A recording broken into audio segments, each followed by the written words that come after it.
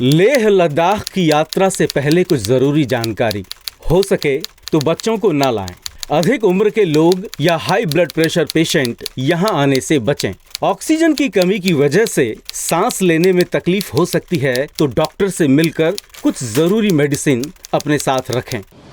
आखिर वो वक्त आ ही गया जब हम लद्दाख की सैर पर निकल पड़े। हमने दिल्ली से फ्लाइट से लेह का सफर शुरू किया। फ्लाइट टेक ऑफ होने को है। अब आप पूरी तरह से आसमान के गिरफ्त में हैं। आसमान से लेह को देखना भी अपने आप में रोमांचक है। आसमान से धरती, पहाड़ और नदी कुछ ऐसे दिखते हैं। हम धीरे धीरे लेह एयरपोर्ट के करीब होते जा रहे हैं और एक्साइटमेंट बढ़ती जा रही है। अब हम लेह की धरती पर कदम रखने जा रहे हैं। ये समय कुछ जरूरी सूचना पर ध्यान देने का है, जिसे आप लद्दाख में दो चार हो सकते हैं। कृपया ध्यान दीजिए, कुछ ही समय बाद हम लेह उतरेंगे। हम आपको सूचित करना चाहते हैं कि सरकारी नियमों के अनुसार लेह हवाई अड्डे में तस्वीरें खींचना सब मना है। लेह में उतरने के बाद पहले 24 से 38 घंटे आप तनाव ना लें और पूरी तरह से आराम करें।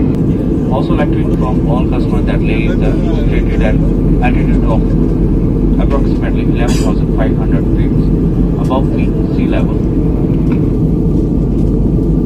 If you develop some symptoms of headache, coughing, you are advised to report to the nearest hospital, medical center or Indian Army Medical Center. Flight land होने को है, यानी आप धरती के स्वर्ग पर पहुंच रहे हैं।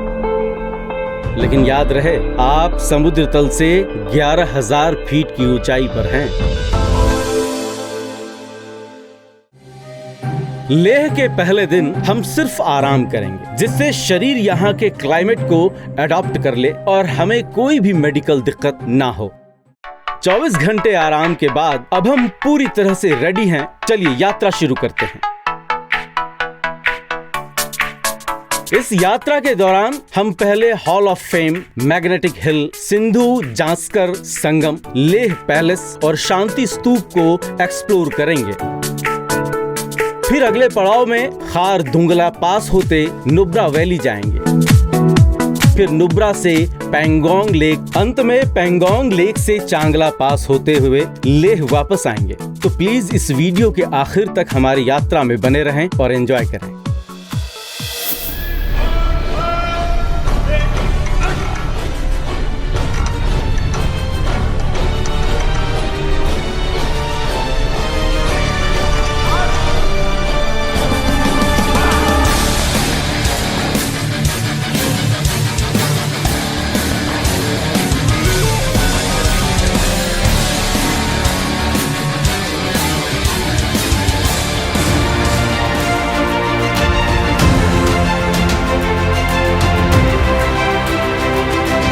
लद्दाख में भारतीय सेना की वीरता व कुर्बानियों का इतिहास बताने वाले हॉल ऑफ फेम में हर साल करीब 1.5 लाख पर्यटक आते हैं। यहाँ देखते हैं कि भारतीय सेना ने लद्दाख में देश की सरहदों की रक्षा के लिए क्या क्या कुर्बानियां दी।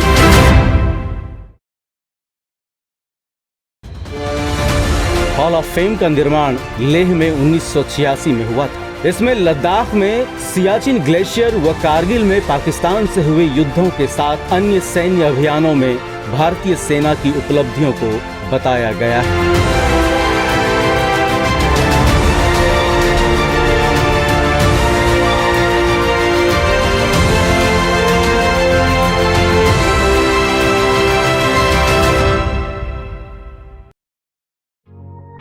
लेह से श्रीनगर की ओर जाने वाली हाईवे पर निम्मू तक 2 मुख्य चीजें हैं: मैग्नेटिक हिल, सिंधु जांस्कर का संगम। मैग्नेटिक हिल, जो हर किसी के कौतूहल का विषय है, पीले रंग के बोर्ड पर अंग्रेजी में लिखा है, एक ऐसी घटना जो गुरुत्वाकर्षण को मात दे। रोड पर बनाए गए बॉक्स पर अपनी गाड़ी रखिए और जादू अनुभव कीजिए। यहाँ कुछ लोग अपनी गाड़ी को चलाकर इसका अनुभव कर रहे हैं।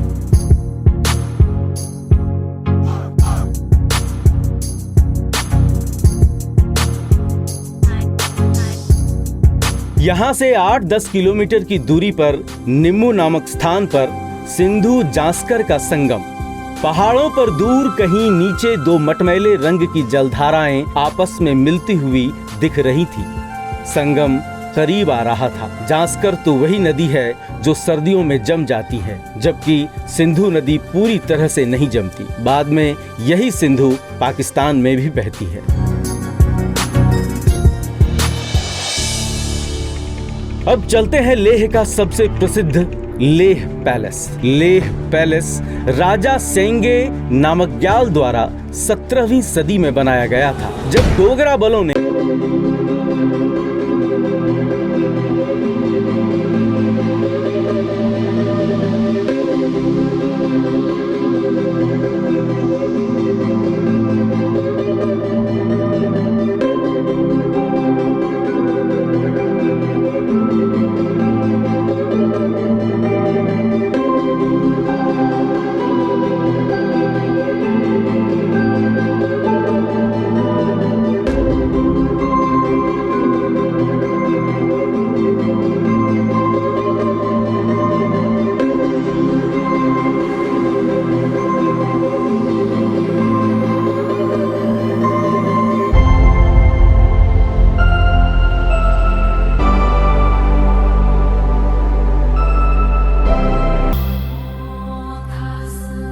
बौद्ध बहुल होने की वजह से यहाँ मोनेस्ट्रीज की भरमार है। उसी में एक है शांति स्तूप। इसे जापानी लोगों ने बनवाया है। आइए चलते हैं शांति स्तूप।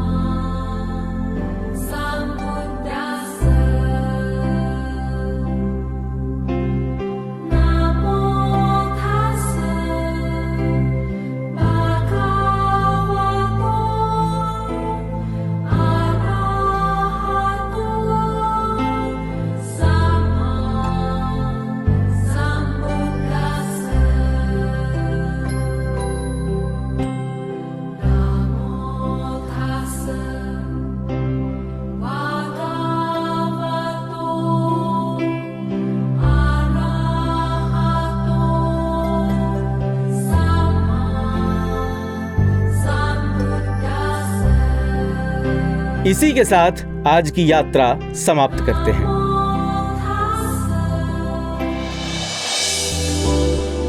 आज हम चलेंगे खार दुंगला पास होते हुए नुब्रा वैली। सड़कों के माइलस्टोन पर हमारी नजर थी। इस रोड की खास बात है कि सिर्फ 30 मिनट में आप 11,000 से 18,000 फीट की ऊंचाई पर होते हैं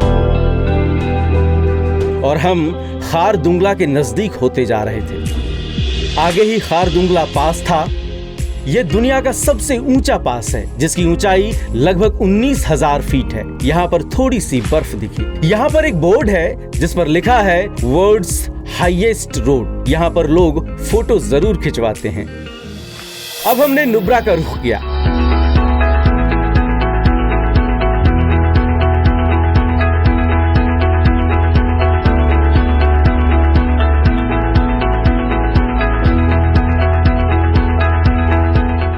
नुब्रा का सफर बहुत कठिन था, पर यहाँ बहुत अलग नजारे देखने को मिले। कहीं गहरी खाई तो कहीं बहुत खतरनाक रोड, जिसपे थोड़ी सी चूक जानलेवा हो सकती है।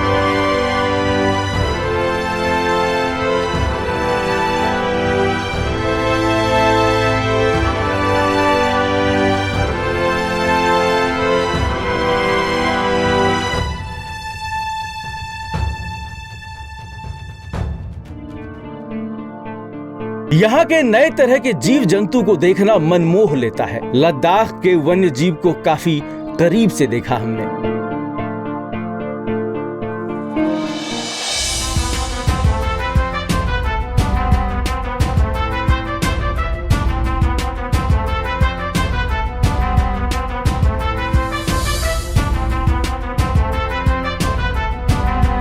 नुब्रा का रास्ता काफी खराब है। रास्ते पर श्योक नदी बहती है और कई जगहों पर तो रोड है ही नहीं, सिर्फ दूर तक पत्थर ही बिछा दिखता है।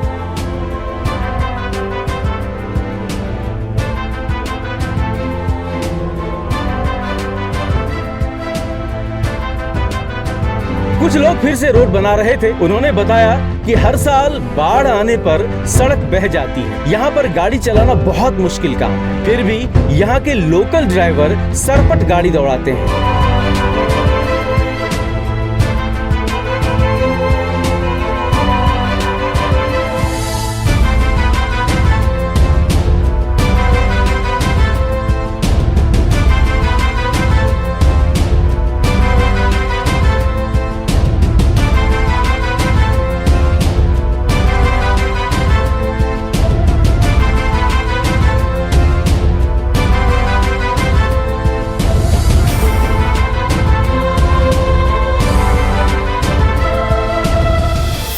शाम को नुब्रा के फोक संगीत और डांस को देखने का मौका मिला, जिसे वहां के स्थानीय लोग ट्रेडिशनल म्यूजिकल इंस्ट्रूमेंट के साथ वहां के ट्रेडिशनल ड्रेस के साथ परफॉर्म करते हैं।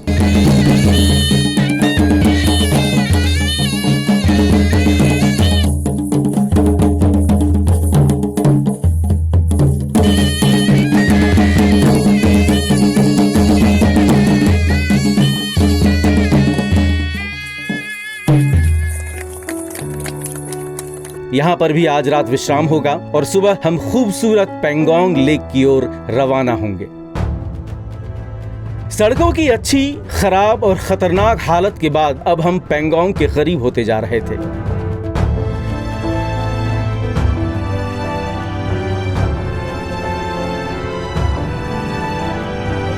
शाम तक के कठिन यात्रा के बाद अब कुछ दूरी पर नीला पानी दिखाई पड़ने लगा और अब हम अपने सपनों के पेंगोंग लेक पर मौजूद थे।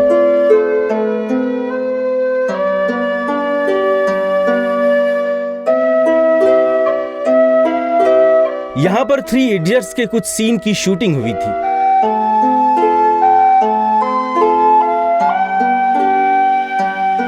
ऐसा खूबसूरत दृश्य मैंने अपने जीवन में नहीं देखा। लगता था जैसे नीला आसमान धरती पर उतर आया हो और पूरे जमीन पर किसी ने पेंटिंग बना दी हो।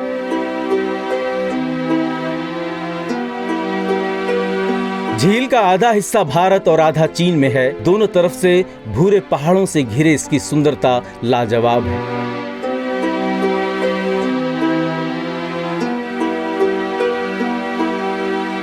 और बात इसके पानी की हो, पानी इतना साफ कि लेक के तल पर एक एक पत्थर को आप गिन लें।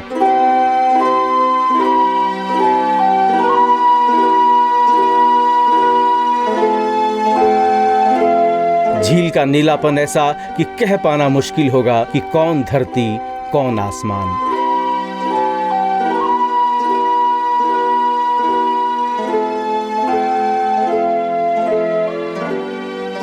पेंगोंग एक खारे पानी का झील है। पहाड़ों का पानी तो मीठा होता है, पर इस लेक का पानी खारा होना भी अजीब है। लगभग 2 घंटे के स्वर्गिक अनुभूति के बाद हम अपने टेंट में चले गए, जहां आज की रात बितानी थी। कल सुबह हम चांगला होते हुए लेह वापस जाएंगे। पेंगोंग छोड़ देने के दुख के साथ हम अपने अगले पड़ाव चांगला पास के लिए निकल पड़े।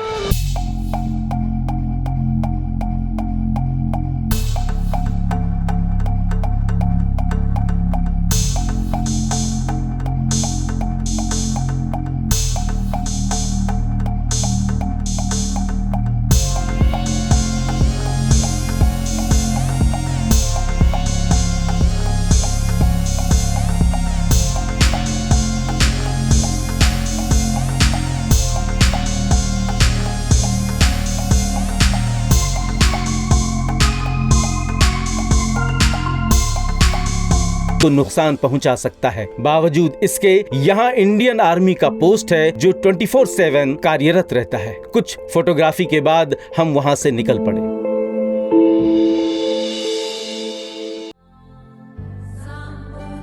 रास्ते में यहाँ के सबसे बड़े मॉन्स्ट्री ठीक से मॉन्स्ट्री को देखने के बाद थोड़ा सा वक्त सिंधु फेस्टिवल घाट पर बिताया।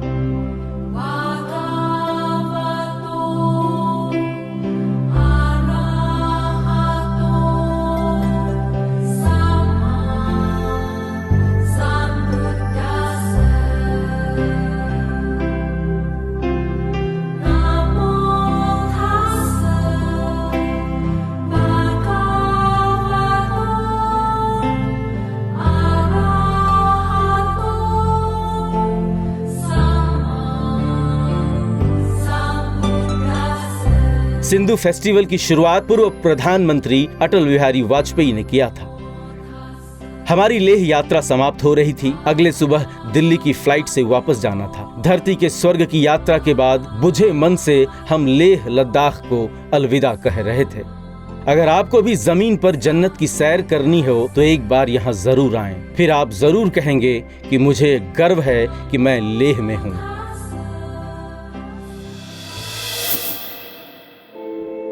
सुबह हो चुकी थी।